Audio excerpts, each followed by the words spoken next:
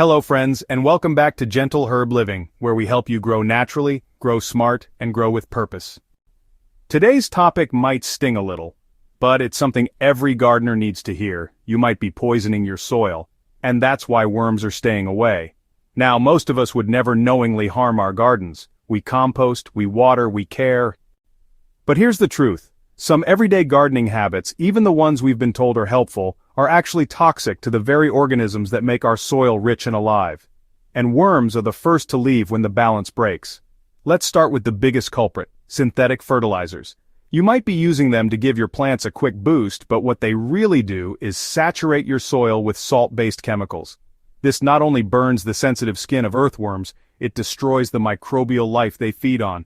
Over time, your soil may still look fine, but underneath, it becomes lifeless, sterile. And worms? They know better.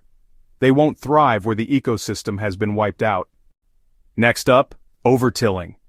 Digging and flipping your soil feels like a satisfying way to refresh your garden, but all you're doing is destroying the tunnels, microbial structures, and fungal networks that worms work so hard to build. Every time you disrupt the soil, you're sending a signal to worms that they're not welcome here. Another silent killer? Pesticides and herbicides, even organic ones. These sprays don't just target pests. They seep into the soil, altering its chemistry and harming delicate soil life. Remember, worms rely on a rich buffet of decaying organic matter, fungi, and microorganisms. Take that away, and they're left with nothing to eat.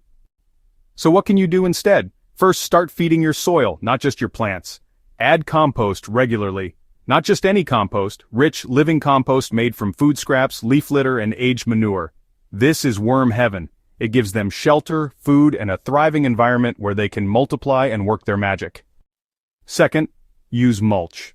A thick layer of straw, leaves, or grass clippings holds moisture, creates a buffer from heat and cold, and offers worms the organic cover they love. You'll start to see worm trails within days if your soil is welcoming enough. Third, ditch synthetic fertilizers and chemical sprays altogether. Trust the biology of the soil to take care of your plants.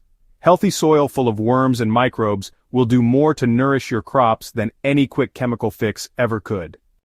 Worms are nature's gardeners. They aerate, fertilize, and regenerate your soil every single day for free. But they won't do it in poisoned, overworked dirt. The good news? If you change your approach today, they'll come back. If you found this video helpful, subscribe to Gentle Herb Living and hit that bell icon so you never miss a tip on building a naturally thriving garden.